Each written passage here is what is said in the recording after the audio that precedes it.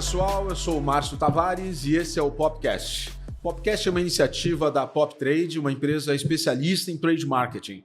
O nosso objetivo aqui é amplificar a voz do trade marketing, trazendo sempre profissionais muito destacados nas suas áreas, nos seus negócios, para que dividam com a gente suas experiências, seus entendimentos sobre como são as melhores práticas de trade marketing no mercado. Você pode assistir esse episódio e todos os demais nas principais plataformas digitais e também no YouTube.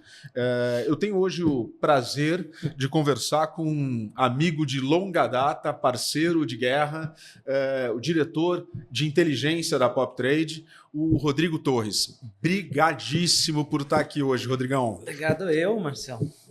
Na verdade, eu venho ouvindo, todos os episódios e pensando, como é que vai ser, como é que eu vou falar e tal, não sei o quê. E vamos ver o que sai. Isso, mas obrigado aí pelo convite.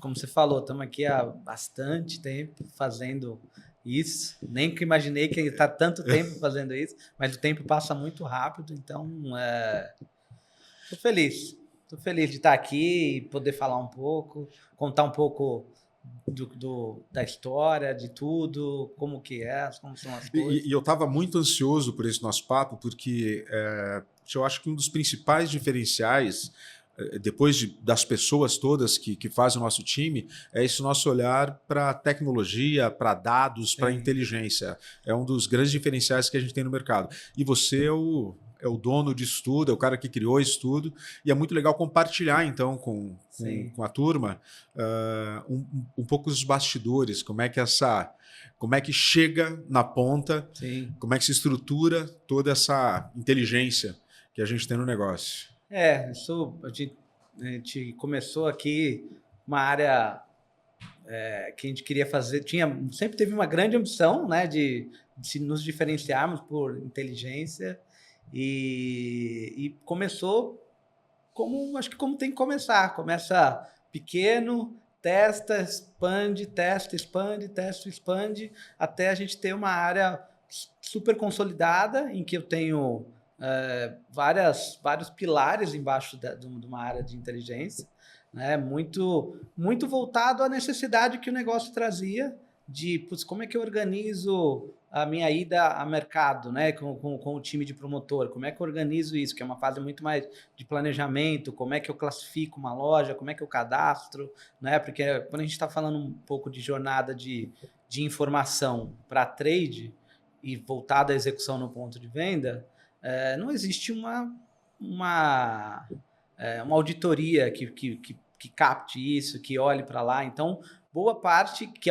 para mim foi uma surpresa, porque eu não vim desse mercado. Você já conta isso. Tá bom.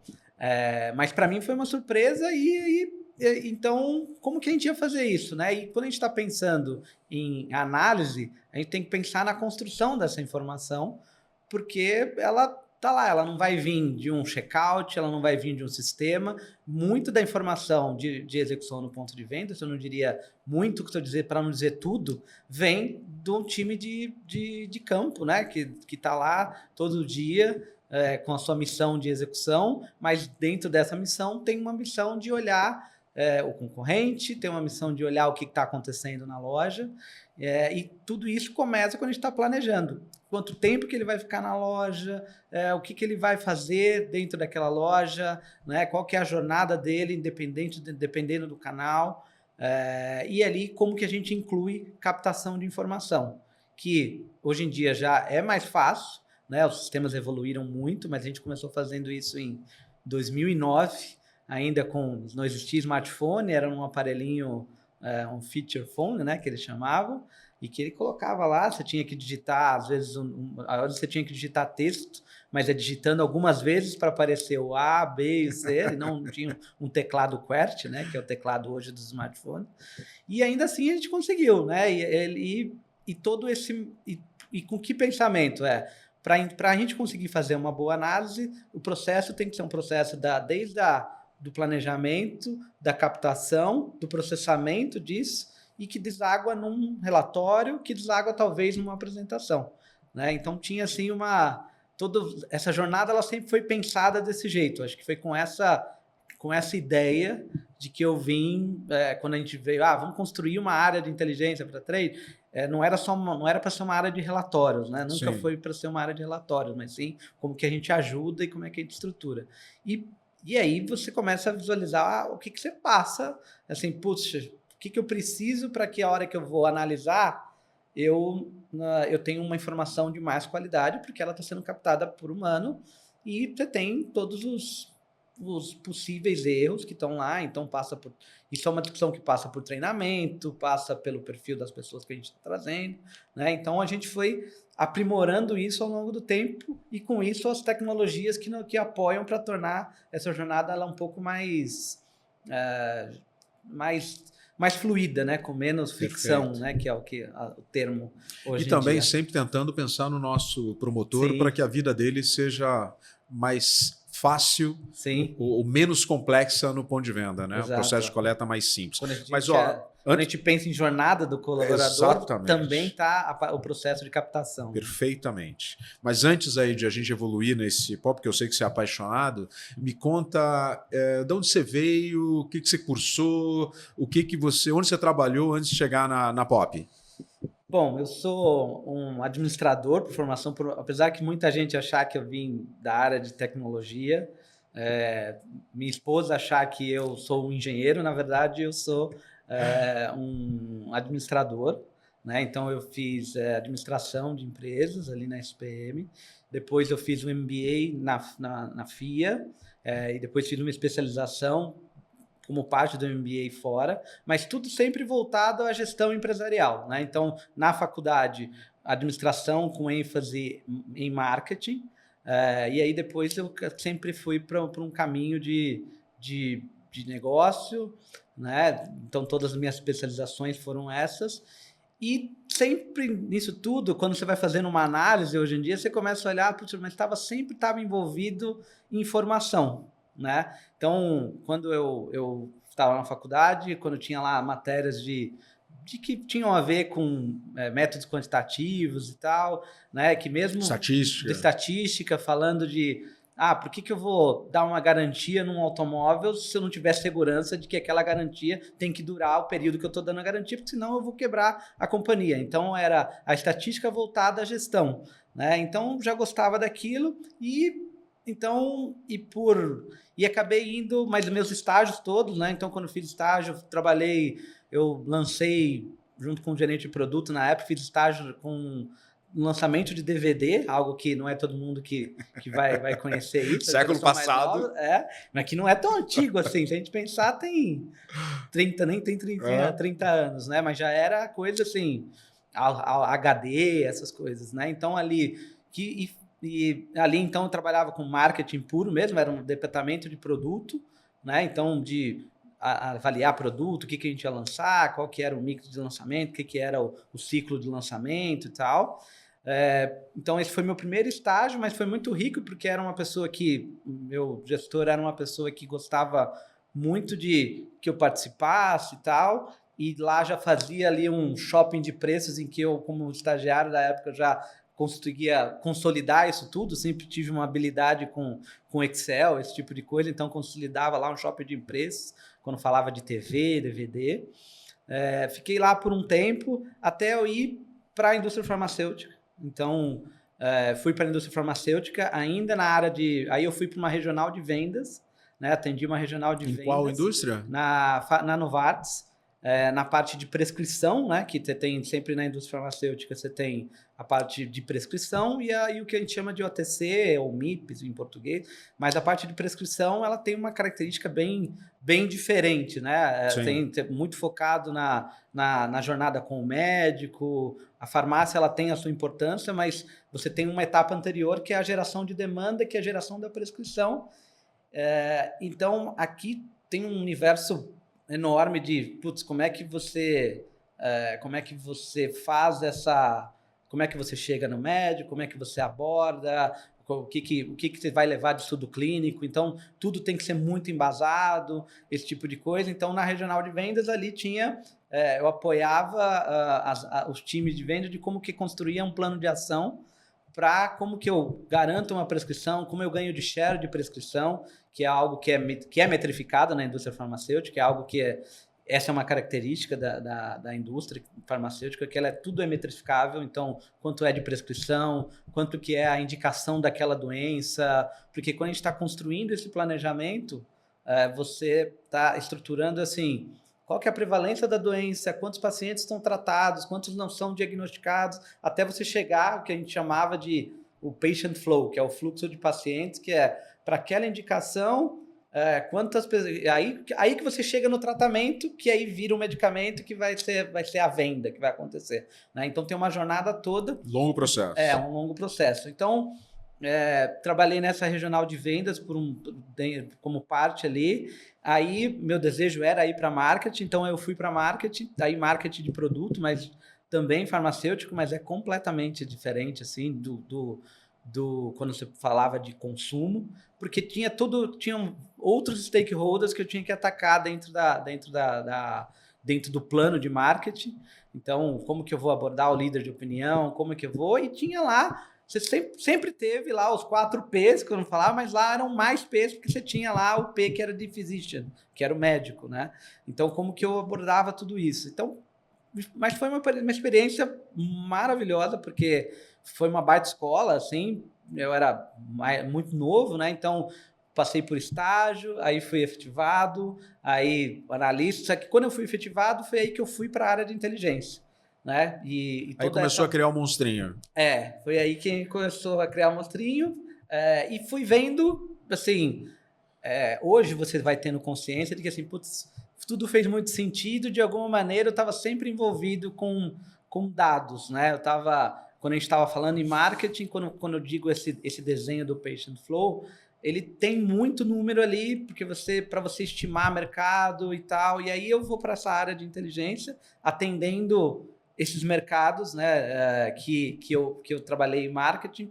Então, agora eu tenho que quantificar. Então, lá tinha projeção de demanda, projeção de venda, todo esse tipo. E tinha a parte de investigação, que é a parte de pesquisa, né, a pesquisa de mercado, e a parte de pesquisa clínica, que as coisas precisam conversar. Então, pra você ter uma ideia, quando um medicamento novo ele vai ser lançado, ele precisa ter uma indicação. E dessa indicação existe um tamanho desse mercado. Se vem uma nova indicação, praticamente nasce um outro mercado do mesmo produto, mas com abordagens diferentes, porque às vezes é para uma especialidade diferente, né? Então, quando você conquista uma nova indicação, às vezes está ampliando demais o mercado, e aí você é um novo forecast de venda, com novos concorrentes que estão lá, porque o tratamento o Viagra eu acho que é um maior exemplo, um grande exemplo, né? Que nasceu para ser um remédio para coração e virou uma solução para disfunção erétil. Completamente isso. Mas isso diferente. ainda aconteceu lá na fase da pesquisa, né? Que no medicamento você tem lá fase 1, fase 2 e fase 3. Talvez na fase 2 ele viu que ele não era tão eficiente para alguma coisa, e aí só que tinha alguns efeitos colaterais que poderiam funcionar. Mas eu digo, às vezes, dentro do próprio mercado que ele existe, okay, você faz um estudo, vou pegar o exemplo do Ozempic, que está na moda.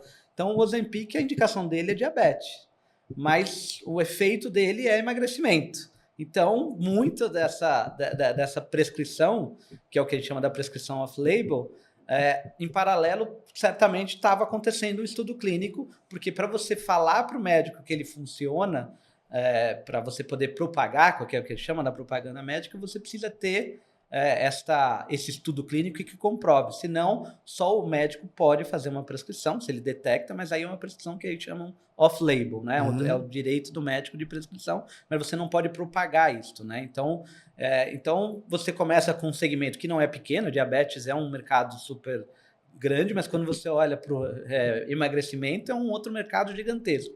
Então, você lança o produto com esta prescrição, e aí você vai para aí, de repente, você tem que fazer tudo. E dentro de inteligência, boa parte do trabalho era como que a gente ia estimar, assim, agora que vai sair a nova indicação, quanto que é o potencial. Então, você vai olhar dados secundários, qual que é a população, qual que é a prevalência disso e tal, não sei o quê, para conseguir montar no final do dia o P&L do produto, que é quanto que ele tem que vender, né, quanto ele consegue absorver, e o quanto você vai ter de share, e o quanto você é mais assertivo nisso. Então, foi dali que... Então, passei por vários mercados, então assim, eu não passei por muitas empresas, mas passei por muitas áreas dentro das empresas, então vendas, marketing, produto, que era um pouco diferente do que é propriamente marketing, e aí inteligência. E quando é que você entra no trade marketing? Pois é, o trade marketing foi muito curioso, né? Porque em algum momento, quando você estava lá, você tem as várias das limitações, vamos dizer assim, do mercado, das regulações, e eu tinha esse desejo, porque eu fiz uma faculdade que ela era administração, mas ela era uma faculdade muito forte de comunicação. A Então, ESPM, claro. Isso. Então, eu falei, putz, eu quero ver essas outras coisas e fui trabalhar numa empresa, conversando com um amigo, falei que queria mudar, tá? Ele falou, tem uma vaga, tal, não sei o quê. Fui, não fiquei muito tempo lá, mas fui com a missão de montar uma área de inteligência para trade. E aí chego lá, falo, legal, bacana, o que a gente vai analisar? Não, vamos analisar. Primeiro a gente vai ter que construir essa informação aqui. Eu falei, mas como assim? Não tem dado de participação? Ele falou, cara, tem um dado que vem da GfK ou da Nielsen, só que ele vem a cada 45 dias. E por trás disso tem um monte de coisa acontecendo. Eu falei, não, imagino tal. Não imaginava tanto a velocidade que porque é bem mais dinâmico o nosso segmento do que o segmento lá. Então foi assim que eu fui para essa empresa, acabei ficando lá por um ano, atendendo a operação de Samsung. Era para ir todas as operações, mas acabei ficando muito mais focado em Samsung. Foi quando a Samsung vem para a Pop, e que aí eu venho com esse mesmo desafio de, agora vamos estruturar. A vantagem é que eu já tinha um ano ali de entendendo, assim, como é que a banda toca e tal, não sei o quê.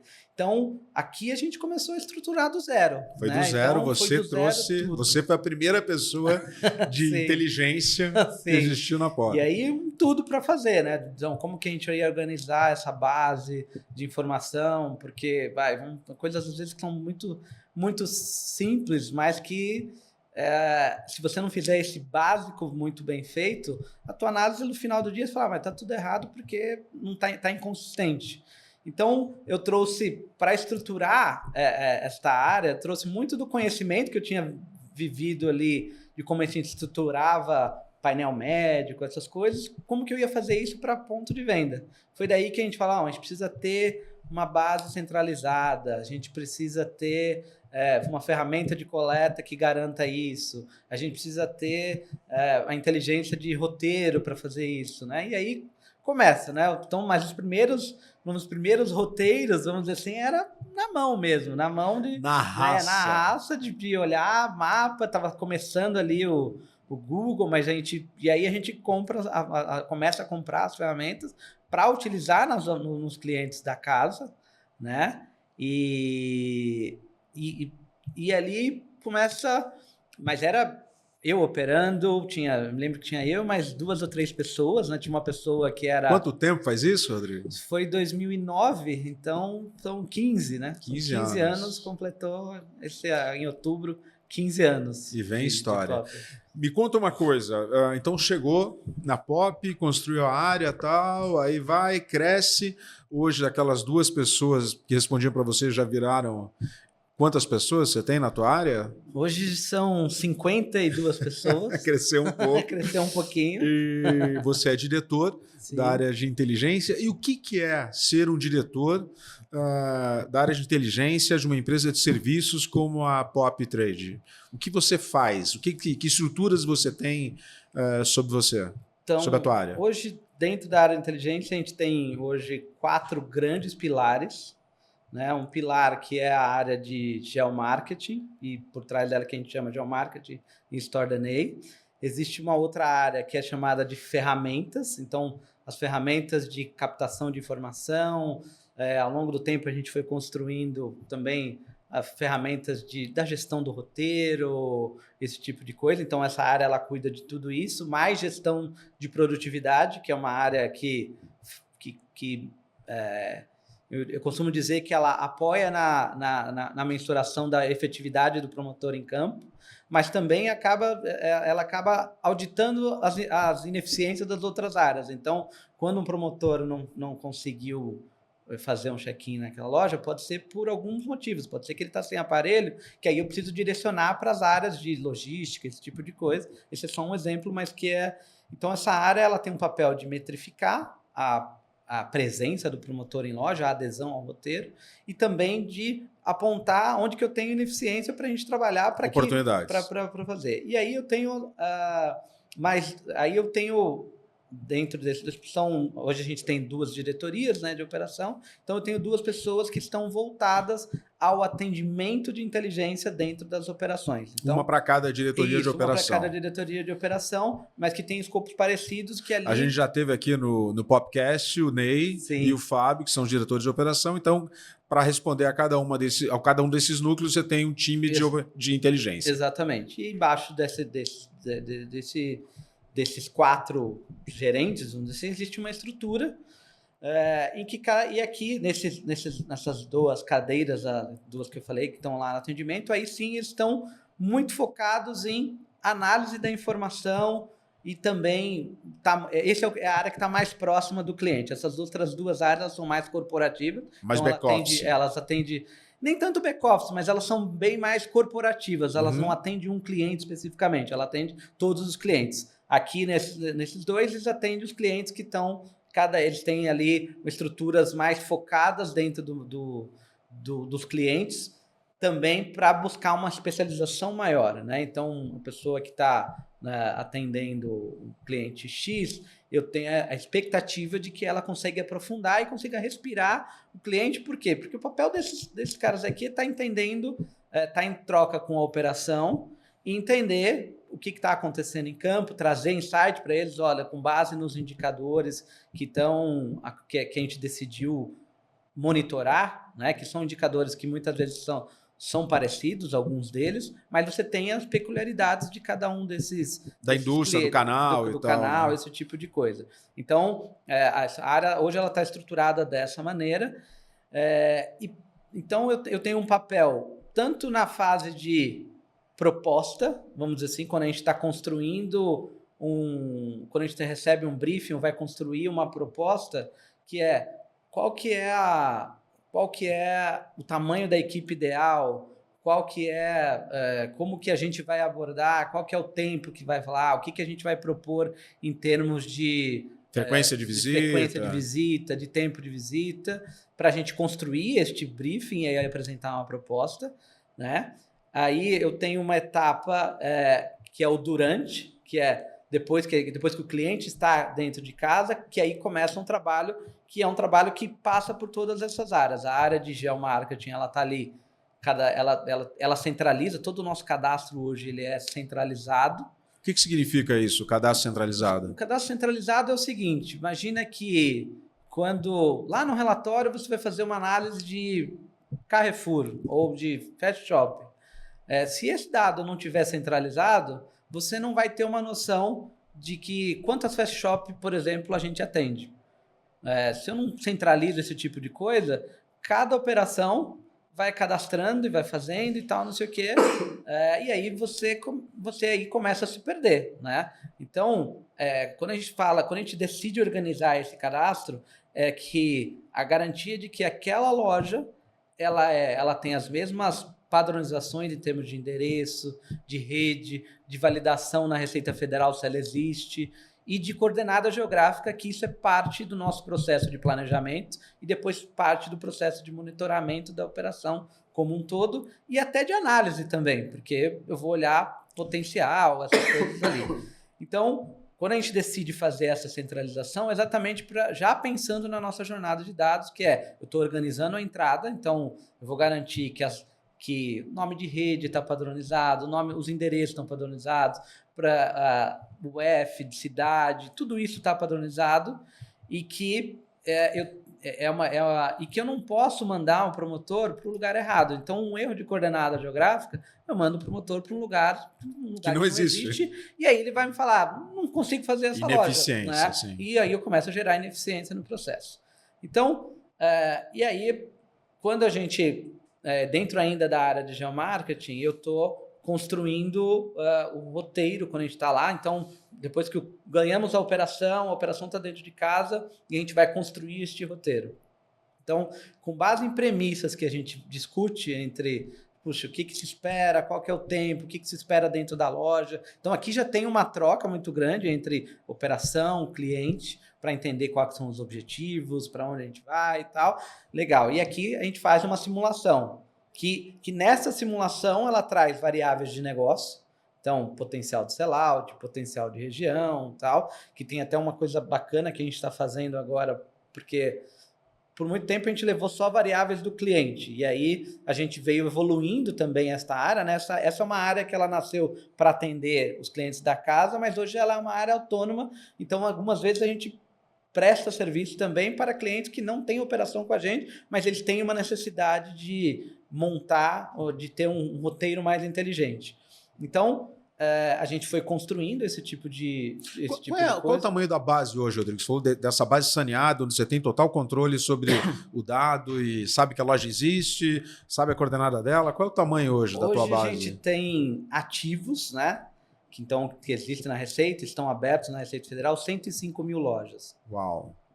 Então, de diversos segmentos, não um único específico, mas focados também no canal alimentar, construção, parte de construção, home center. Não quer dizer que a gente atende essas lojas todas, estão na tua base? Não quer dizer que a gente atende. A gente está enriquecendo a todo tempo, né? Com bases que às vezes a gente recebe dos nossos clientes, algumas vezes a gente faz uma captação ativa na Receita Federal. Essa é uma das coisas que a gente vem fazendo nos últimos anos, depois que a gente começa a estruturar quando a gente mexe na nossa estrutura de dados e traz ali uma figura que parou, que é a parte de tecnologia, né? Porque aí um monte de ideia que a gente tinha, a gente começou a tirar do papel, que é eu proativamente buscar na Receita Federal, eu tenho lá a raiz do CNPJ, né? E aí, o que eu tenho na Receita que está lá, que não está cadastrado aqui, para a gente ir enriquecendo essa base e trazendo para dentro de casa, para que quando chegue um briefing, ou que quando chegue um cliente novo, ou eu tenho uma necessidade de expansão de equipe, eu não tenho que fazer essa parte que ela é extremamente importante. De saneamento, já está saneado. Exatamente, mas ela agrega muito pouco no processo. Se ela estiver errado, ela dá um problema. O problema é grande. Mas ela agrega muito pouco, porque no final ela só está padronizada. Ali eu estou começando a jornada, mas aí eu foco o time para olhar para as outras etapas, né? Então, essa é uma parte bastante rica, é uma parte que a gente conseguiu resolver muito bem, assim. Hoje, no começo, dependia de uma organização da pessoa que estava lá, né, vamos cadastrar já numa planilha, depois isso vai para o banco. E hoje isso é um sistema proprietário da Pop, né, que nasceu exatamente pensado para trade, que tem muito a ver também com um pouco da nossa filosofia do seguinte: se o mercado não faz bem, né, de solução, a gente vai desenvolver aqui para ser uma solução que nos atenda. Então, quando a gente fala de ferramentas de BI, a gente vai buscar a ferramenta de mercado. Ferramenta de roteirização também é uma ferramenta de mercado. Mas este core, que é o que a gente costuma chamar meio que aqui dentro do RP do trade, ele só existe aqui. Então, quem teve que desenvolver e com base em todas as dores, isso começa com uma base, com um portal que era para cadastro de PDV, que evoluiu para uma base para uma gestão de rota, né, que não é só um roteirizador, mas é a gestão da rota no dia a dia, e que ela alimenta todo o nosso sistema de prestação de conta quando eu estou falando de hierarquia das equipes, porque eu tenho que refletir a hierarquia da prestação de conta, por exemplo, com base no roteiro que está em campo, né? Porque senão é o Márcio que está aprovando uma despesa do Rodrigo, mas não é o Márcio que é o gestor do Rodrigo, esse tipo de coisa. Então a gente pensou muito estruturado nesse sentido, que as coisas precisavam conversar. Por quê? Esse foi o aprendizado que é muito diferente do meu tempo de indústria farmacêutica para o trade, que é a velocidade como as coisas acontecem, né? Então, tudo isso que eu falei de cadastramento, às vezes tem que acontecer em 30 dias. Né? Então, quando você compara com o ciclo de venda de um produto que tem 20 anos de patente, as velocidades são completamente diferentes de um ciclo de celular, de um ciclo de um produto de giro, né? Uhum. Então, a gente tinha que fazer isso muito rápido, e quando eu não fazia, era muito mais trabalho na etapa que a gente tem, que é onde a gente precisa se diferenciar, que é análise, né? Então, quando isso tá muito bagunçado, eu não consigo fazer análise. Eu fico, às vezes, patinando, falo... Nem confia no dado para você poder no fazer dado, análise. Exato, eu não confio no dado, eu não tenho a capacidade a velocidade para conferir tudo isso, porque, de novo, né, quando eu falei as auditorias, tem 45 dias, 30 dias e tal, mas a gente tem relatórios semanais, quando não diários, dependendo da época do ano, a gente passou por Black Friday agora, tem coisa que é diária, né? Precisa de uma batida diária. A gente já chegou a ter dentro de casa batidas de 3 em 3 horas, que é como que tá de manhã, como é que tá no almoço, como é que tá à tarde, como é que tá à noite. E tanto o processo quanto o dado tem que estar muito bem estruturado para que essa análise possa ser feita. Então, né? Você começa com uma fundação muito boa e aí a gente tem que começar a plugar, trazer tecnologia para também acompanhar isso, porque senão... A coisa... eu estou contando tudo isso, mas a gente já fez tudo isso assim com muito suor. A gente foi ao longo do tempo... Putz, aqui a gente precisa melhorar, porque senão a gente, eu não consigo entregar na velocidade que o mercado pede essa informação e com qualidade, principalmente com qualidade. E a gente já se enfrentou, já se deparou muitas vezes com... Chegamos na última jornada e putz, esse dado está errado. Porque o processo lá de captação, talvez a pessoa não foi bem treinada ou ela não foi bem orientada naquele tipo de coisa, e aí ela captou errado, né? Então, mas quando que você capta isso? Ou você tem um processo de conferir isso, ou você vai entregar na hora que bate lá no cliente, ou onde que tá, isso aqui tá errado, não faz sentido. E hoje a gente tem um processo? Como é que funciona? Olha, a gente aprendeu muito ao longo desse tempo, fazendo a cada célula de cliente, isso era individualizado, vamos dizer assim. Então, cada pessoa, cada coordenador de inteligência, analista, desenvolvia lá o seu processo. Não, vou conferir isso, vou conferir aquilo. E isso era uma das coisas que mais me deixava angustiado, porque todos os projetos têm estruturas diferentes, né? E eu sempre tive um desejo de que a gente tivesse um olhar mais corporativo para o dado. Se a gente quer, né, a gente vai entrar aqui num papo de dados e tal, como é que eu vou ter essa segurança de que aquele dado está certo, né?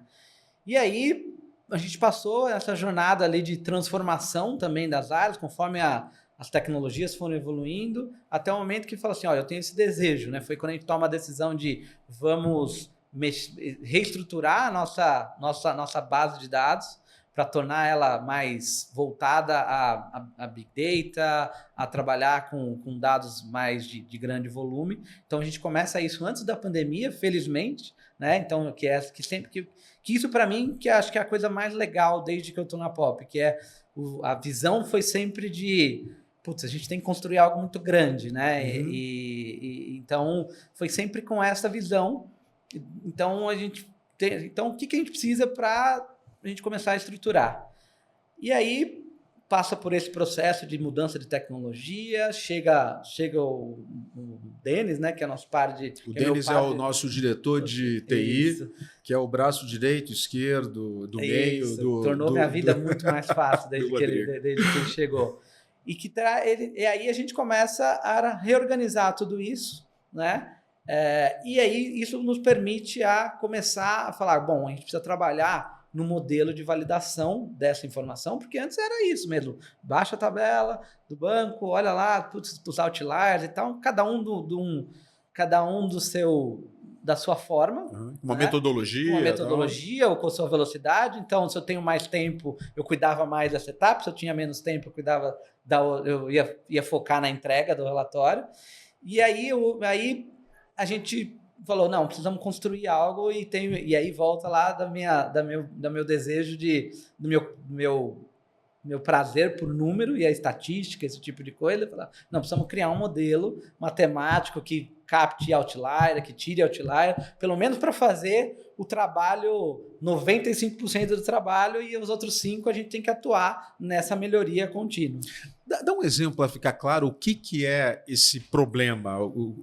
Qual que é a tua... O problema era a tua dor quando você tinha uma informação que não era 100% confiável. O que significa isso?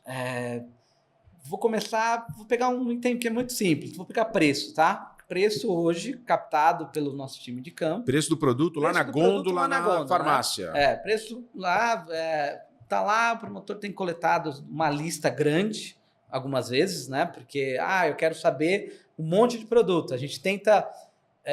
nessa discussão que a gente está trabalhando com o cliente também, assim... Puxa, qual que é o tamanho dessa lista? Porque é uma pessoa que está coletando. Não adianta você focar em 300 produtos para ele coletar. E porque é produto dele e do concorrente também. Então, vou pegar um preço. Então, a gente foi trabalhando as ferramentas para tentar minimizar o erro do usuário lá na ponta. Então, para que o promotor não coletasse errado, não digitasse errado. Coloca travas, coloca faixas de preço para a ferramenta dar alerta e tal, não sei o quê. Mas o usuário ele é criativo, ou porque ele não entendeu, ou porque ele, na hora, com uma lista grande, ele lançou um preço num lugar errado, esse tipo de coisa. Então, às vezes, você pegava preços que fala assim, não fazia sentido isso custar isso. E isso gera um problemão muito grande, porque trade alimenta vendas. Né? E fala, o produto está fora da banda que você negociou. Aí o cara fala, impossível, aí pega, aí a informação oficial chega, né? Porque a gente fala, mas onde está essa informação oficial?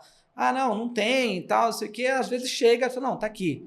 E tá errado. Puxa, tá errado. E aí gera perda de credibilidade da informação. Porque daí por esse erro parece que todos os outros também gera essa insegurança natural. Né? Acho que é característica do ser humano o erro de amostragem, né? Que eu pego 2 e aquilo é a minha realidade, né? Sim. Então nem sempre é isso, mas infelizmente mas é natural que gere essa insegurança. Essa é a nossa dor. E aí, isso passa não só por preço, mas passa por share of shelf, né? O share de gôndola.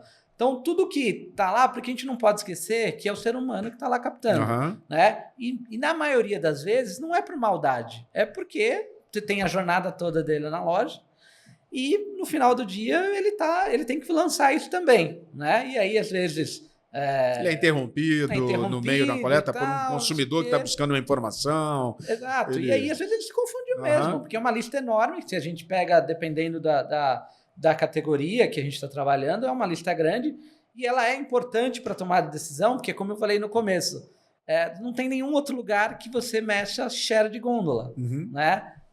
Na frequência que a gente tem. Às vezes você tem uma auditoria específica, tal, mas é uma fotografia. Mas é uma fotografia daquele momento. Mas o tracking disso não tem. E é uma informação que a gente tem um desejo, né? A gente sempre teve esse desejo de que a nossa informação seja relevante. Né? A gente está ali para também trazer indicação de para onde que o mercado está indo. Então, dado esta problemática... Esse é o problema. Esse é o problema. E isso passa por vários indicadores. Tudo que eu tenho lá, número que eu estou captando, a gente fala, a gente precisa dar um jeito de validar isso. A gente precisa dar um jeito de...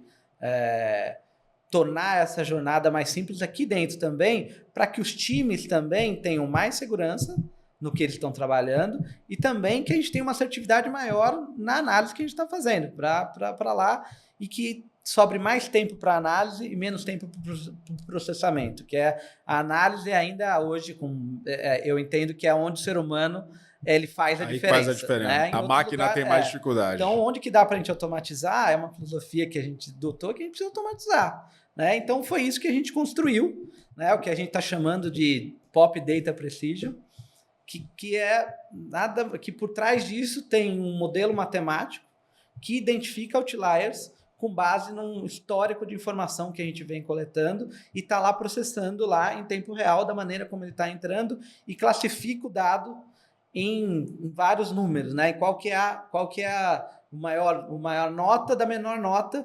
Isso tem a ver com grau de confiabilidade do dado. Grau, exatamente. Então, quando ele solta lá, ele solta um grau de confiança em vários níveis, né? E que esse modelo ele vai crescendo ao longo do tempo, né? A gente começa ele com 3 níveis no Brasil, no nível rede e no nível estado, porque você tem lá os comportamentos regionais, o comportamento do varejo, do canal, esse tipo de coisa. Então, o grande desafio é como é que eu trabalho essa massa de dados de uma maneira rápida para que quando eu vou para uma camada de dashboard, a parte de visualização, isso já vai estar tratado para que o analista de dados, né, o analista de BI, o coordenador de BI, o gerente de BI, esteja focado no dado, que era muito do meu papel quando eu recebi uma auditoria lá do mercado farmacêutico, que era muito voltada para... Eu não tinha preocupação de, putz, como é que esse dado chegou? Será que tem qualidade ou se não tem? Mesmo tendo problema lá, tá? Porque quando as captações natural, eletrônicas, claro, elas têm, né? Porque um informou uma informação errada, tal. Mesmo nas captações de sistema, quando eu falo de sellout e tal, você pode ter problemas de sincronização que a informação chega errada. Então, a gente precisava deste modelo, né, que é o Data Precision, de construir este modelo de validação e que nos dá também... a gente tem um desejo muito grande com o trade, que é assim, a nossa informação sozinha, ela é um indicador, mas ela não vai... Se eu não puder cruzar ela com um sellout, eu não consigo responder para o cliente se aquilo... Se tudo isso, toda a nossa jornada dentro de loja fez a diferença no sellout. Então, eu posso... empiricamente, eu penso se eu estou com o preço ajustado, se eu estou com uma participação interessante na gôndola, a minha propensão de venda é maior, né? Essa é a tese que a gente acredita, e por isso que estamos aqui. O que a gente quer, mas... E a gente tem a informação que em alguns clientes que vêm do sellout, e a gente precisava ter qualidade a gente precisava ter a qualidade dessa informação para poder cruzar.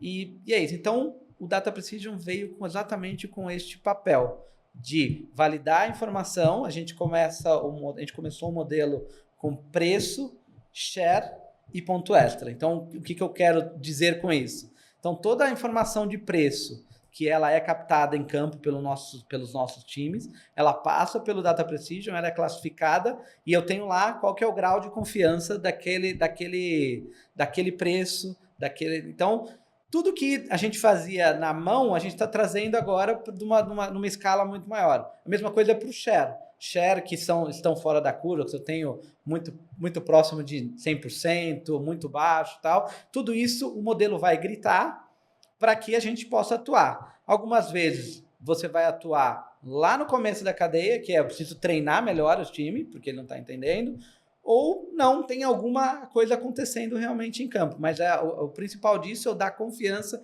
para aquele dado que a gente está trabalhando. Porque daí você só trabalha com aquele dado que você tem confiança plena de que ele está correto. Exatamente. E a gente direciona também para as áreas, esse é o nosso ciclo de PDCA, né? Poxa, se eu estou com um número com uma confiança abaixo da média da POP, qual que é o trabalho que a gente vai fazer com determinada operação para a gente trazer ela para um patamar maior e ir subindo a régua de qual que é o nosso nível de confiança médio dentro da POP, né? Então, tem que ter treinamento, tem que ter um coaching, tem que ter uma cobrança diferente. Exato, e tal. Que a gente chega num nível para entregar para as equipes de operação no nível do promotor para aquele supervisor.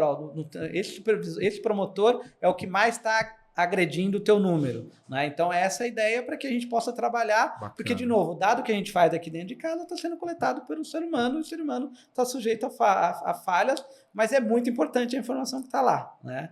E quando começa uma operação dessa, imagino que a tua base crível, 100% analisada, é menor do que você imaginava antes. Sim, eu digo, sim. Você achava, você tem 100% dos dados, você vai ver, tem, sei lá, 30%, 50%, 70% deles são confiáveis. Sim. E aí tem que... Mas você consegue ver. O agora bacana é que você consegue ver o que é confiável e o que não é. Exatamente. Eu acho que o grande ganho de tudo isso que a gente está fazendo, isso é novo, tá? Que a gente sempre fez isso de uma maneira, vou chamar de artesanal, né? E a gente agora, no ano de 24, que a gente conseguiu trazer para isso, e isso abre uma janela de oportunidades enormes aqui dentro da área, porque isso vai nos permitir fazer correlações. Então, será que o promotor que tem a melhor performance em vendas, é ele que está errando? Ou será que é ele que está acertando? Será que é o que tem menos tempo de cada ou que tem mais tempo de cada? Então, a gente começa um trabalho com as áreas, né? Um trabalho também com o time de treinamento, com o time de operação, para a gente poder atuar na causa. Será que aquele treinamento foi eficiente para aquilo que eu dei? Né? Será que eu tenho que ter uma metodologia diferente? Será que... E tem a ver também com performance, às vezes, das pessoas. Essa região está com algum problema de performance mesmo, de perfil. Você começa a atuar na origem. Exatamente. Né? A ideia é que a gente possa atuar não mais no atacado, mas assim no varejo mesmo, para até tornar o trabalho do supervisor de campo também mais fácil também, porque a gente sabe que ele tem um monte de atividade além da gestão, e eu falo, você não precisa, sobre este tema aqui, você só precisa falar com o Rodrigo e com o Márcio, você não precisa falar com todo mundo sobre esse tema, porque esse outro tema está resolvido. Antes, às vezes, quando chegava um erro de relatório, esse tipo de coisa, a pancada era para todo mundo, né? E às vezes não, às vezes está concentrado numa rede ou numa bandeira especificamente, tem alguma coisa acontecendo ali naquela bandeira que está com dificuldade. E eu estou falando disso, mesmo em operações que a gente tem reconhecimento por imagem, né? Que a gente eu ia te perguntar isso, qual é a relevância? A gente tinha lá um modelo tradicional, que a gente chama de modelo tradicional, que é o motor coletando informação. Por um aplicativo. Por um aplicativo. Transmite isso por dado, pela nuvem, e aí a gente tem algumas operações já operando com reconhecimento por imagem, que traz uma acuracidade muito maior e uma granularidade de informação muito maior. Só que ela também está suscetível a erro. Pela mesma variável. Também um ser humano lá coletando a foto. Se ele não captar todas as fotos, eu mexo no share. Claro. Eu mexo na disponibilidade. Se ele não fotografar a gôndola do concorrente, o share, a disponibilidade do concorrente é zero. Então, parte disso passa também pelo Data Precision para dizer, estou com um problema ali de share, porque se eu só tirar fotos dos meus produtos, eu jogo meu share lá para cima. Se eu só tirar do concorrente, share lá para baixo. E também os desvios, né? Talvez ele tirou de alguns, mas ele não tirou da gôndola toda, porque tem um bias que a gente precisa pensar quando a gente está construindo a coleta de informação lá, que é assim, eu quero que ele olhe para esses concorrentes aqui, porque esses são meus concorrentes principais. Mas tem uma gôndola de outros ali, que não é o foco, até que esse outro fica muito grande, mas que quando você vai para o modelo do reconhecimento por imagem, a imagem precisa reconhecer tudo para o share bater. Então, às vezes não está na cultura do colaborador de que assim, não é meu foco, por que eu tenho que captar manualmente? Se eu não capto no manual, por que eu tenho que captar no RI? Porque a gente precisa da visão do todo. Aquele outro que você coloca lá, que você não precisa fotografar quando eu te peço foto da execução, aqui no RI você precisa fotografar tudo. Então tem um processo de aculturamento também. E o Pop Data Precision consegue captar exatamente esses outliers que a gente fazendo. E mesmo na captação de preço, que, por exemplo, se a máquina reconheceu, né, ela vai colocar. Só que na maioria das tecnologias por reconhecimento por imagem, ele não está efetivamente lendo a etiqueta e lendo lá a informação que está na etiqueta. Ele lê o número e ele faz uma associação de que, sei lá... Por proximidade. Exatamente. Né? Se está embaixo de uma Coca-Cola de 1,5 litro, aquilo lá custa aquele preço. Mas se tiver um problema de planograma, o preço vai desviar. Se tiver, porque ele faz por associação. E aí que entra o Data Precision dizendo assim, isso aqui é um outlier e tal, e a gente tem que atuar. Então, mesmo nas novas tecnologias, o Data Precision ele também tem esse papel. E o Data Precision, então, ele não é de uma conta específica, é uma solução dentro da tua área. Sim. Que serve para todos os clientes da Pop. Exatamente, ele entra para todos. Isso é um diferencial, Rodrigo? Como é que é o mercado de trade? Eu entendo que sim, porque não é simples você construir isso, né? Você tem uma parte de arquitetura de dados, né, que você precisa fazer, né? Precisa fazer essa lição de casa, e às vezes essa lição de casa ela depende do investimento na frente, né? Tempo e dinheiro. Tempo e dinheiro. Tipo, eu quero fazer isso porque a gente está agora no momento da inteligência artificial. Mas o que alimenta a inteligência artificial são os dados, né? Então, se os dados estiverem ruins, não adianta você plugar um chat GPT ou qualquer outra inteligência artificial, porque se ela colocar uma informação de baixa qualidade, mesmo que seja um LLM, a resposta vai ser de baixa qualidade. Então, quando a gente muda essa arquitetura, é pensando no futuro de que assim, a gente quer fazer predição, a gente quer fazer prescrição. né? E no final do dia tem muita ainda descrição que precisa ser feita bem feita e depende disso. Então a gente focou muito nesse tipo de coisa e que, como a gente falou, se você não investir na frente, você não vai conseguir fazer isso da noite para o dia. Você pluga lá uma IA conversacional ou esse tipo de coisa, mas se o dado não estiver estruturado, ela vai ter lentidão para você responder, você não vai ter profundidade dessa IA. Então, por isso que eu entendo que é um diferencial, porque se você não investir na frente, você não consegue fazer, e você vai ter que passar por essa etapa de estruturar os dados, e se ele não tiver estruturado lá da parte de se o dado está organizado, uma rede só, imagina que você, vou dar um exemplo simples aqui, se você, na tua base, você cadastrou o pão de açúcar, PA de açúcar, P.açúcar, e às vezes você está falando da mesma loja, a hora que você perguntar para a IA, qual que ela pega? Né? Então são coisas que, se você não organizar na largada, você não implementa. Como é que eu escrevo o nome da loja? Exatamente, né? Uma padronização. Que é uma coisa muito simples, né? Mas é a parte da organização dos dados. E a outra isso toma tempo, né? Todo esse tratamento toma tempo. E o desafio ao longo disso, você me perguntou ali no começo, qual que é o desafio? Tem um desafio de velocidade e tem um desafio de processo e padronização, que acho que o Fábio falou nisso no nosso podcast, que é do tamanho do problema que você tem que resolver. A indústria, quando nos busca também, ela está buscando essa velocidade que às vezes ela não tem lá dentro. Sim. Né? Então, se eu não trouxer tudo isso com velocidade, eu não vou conseguir fazer. Então, por isso que acho que assim, o papel hoje é como é que eu garanto um processo, como é que eu garanto um padrão e que eu tenha velocidade e que lá na ponta eu tenha uma capacidade de customizar quando eu estou falando de análise. Então, para que eu sobre tempo para análise, eu preciso estar com essa casa muito organizada, né? Porque senão eu vou investir, e foi o que a gente fez quando éramos 4, 5 pessoas, acho que 95% do tempo estava lá, arruma o dado aqui, arruma lá, padroniza e tal, não sei o quê. Então, isso foi mudando, de novo, pelo desejo, né? Por isso que eu falo que é um diferencial, pelo seguinte, se você não investir, ela não vai brotar da noite para o dia. E não adianta, agora eu quero fazer agora. Terminou? Putz, você vai passar um bom tempo organizando, pensando, e a hora que você botar lá, que acho que é o grande desafio das IAs, que é acessar essa informação. Porque às vezes a informação ela existe em algum lugar, mas ela não está disponível. Né? Então, se os sistemas não se falam, também ela não vai estar disponível. Né? Então... É outra barreira. É outra barreira, e que você precisa estar com isso tudo conectado. Não é só um desejo de usar inteligência artificial.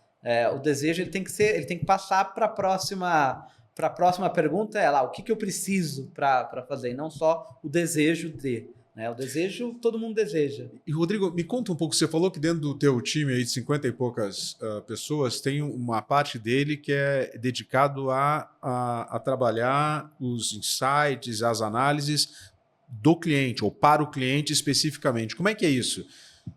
Você falou muito de estruturar dados, como é que a gente faz, como é que a gente prepara, mas no dia a dia tem uma operação rodando. E aí esse time, o que ele faz? O que ele entrega?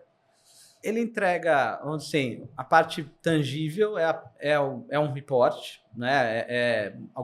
Um PPT ou uma análise mesmo. Então, o que a gente cobra é que cada vez mais eu dê os caminhos.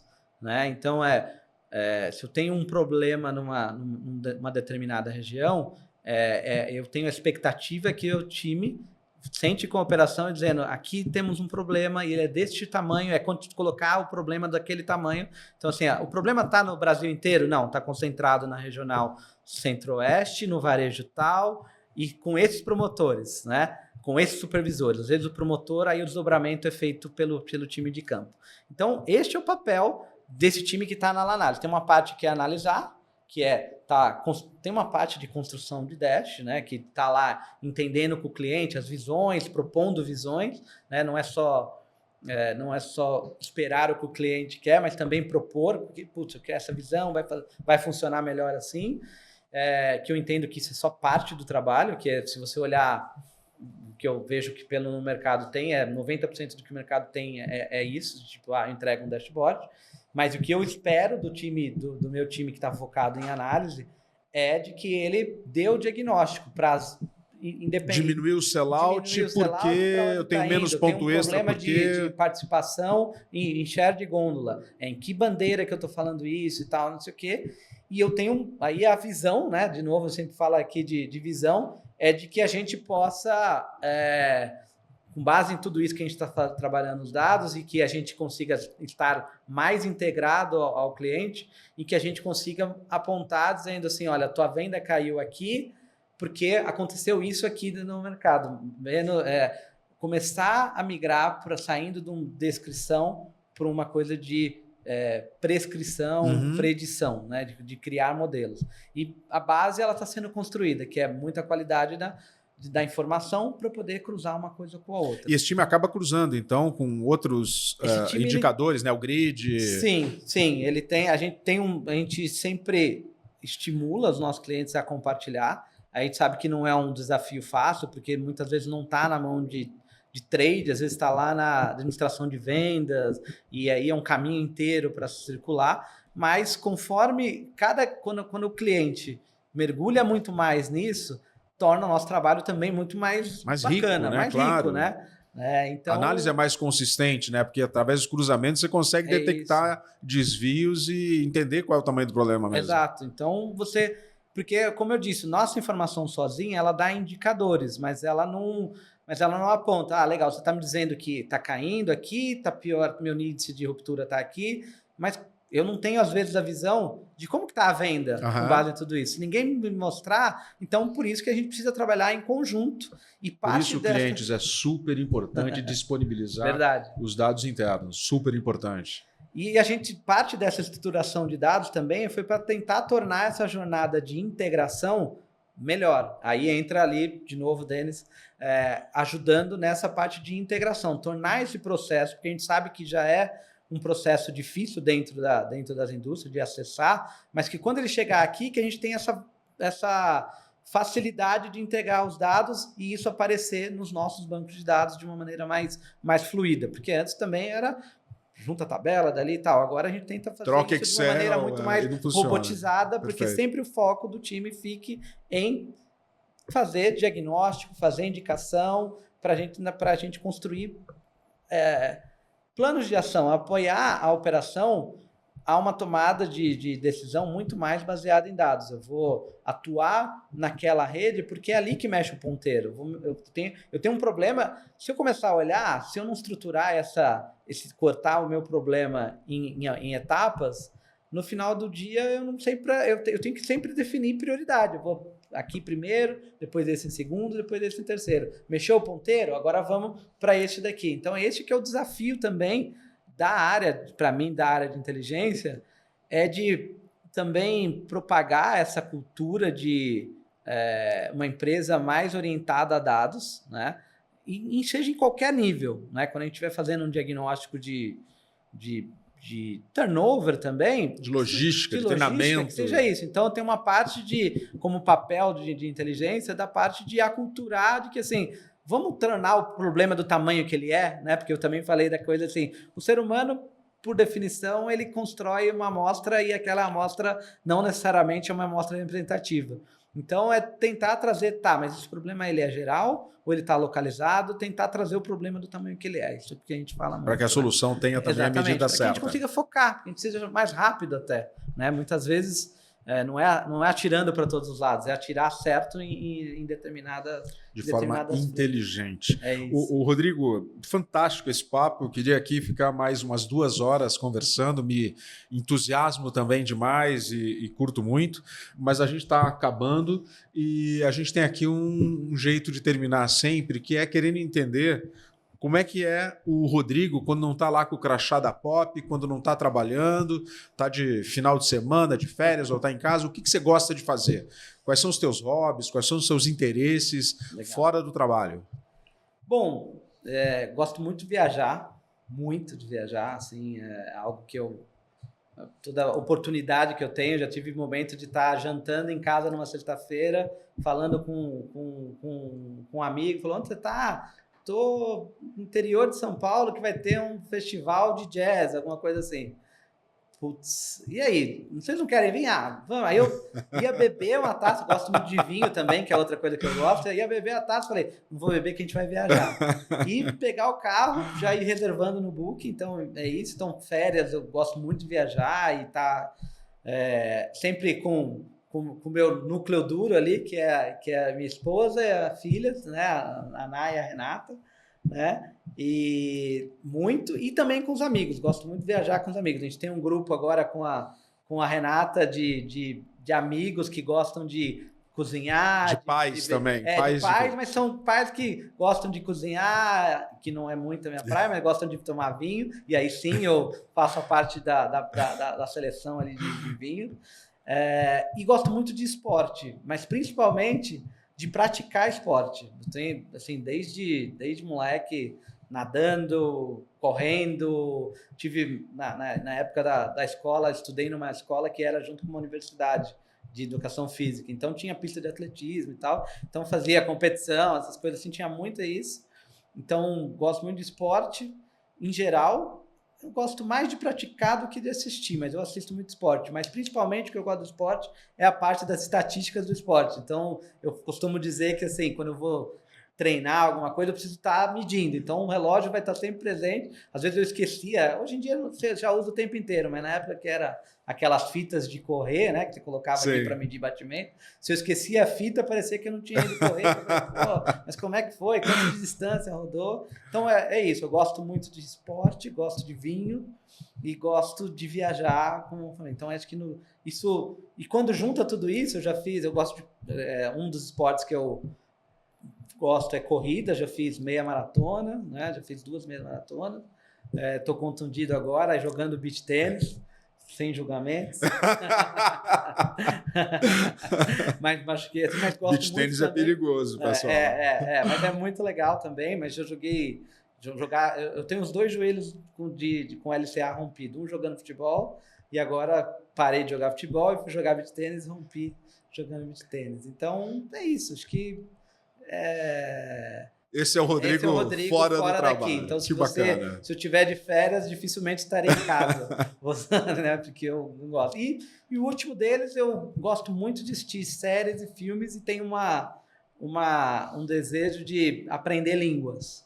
Então, quando eu estou assistindo uma série, ela é sem legenda, né, o inglês, agora o espanhol também eu começo a assistir, é mais difícil de eu achar conteúdo em espanhol, tem que procurar, isso não atrai muito, mas todo lugar que eu quero viajar, eu tenho um certo receio de ir para um lugar que eu não consigo falar a língua... O básico.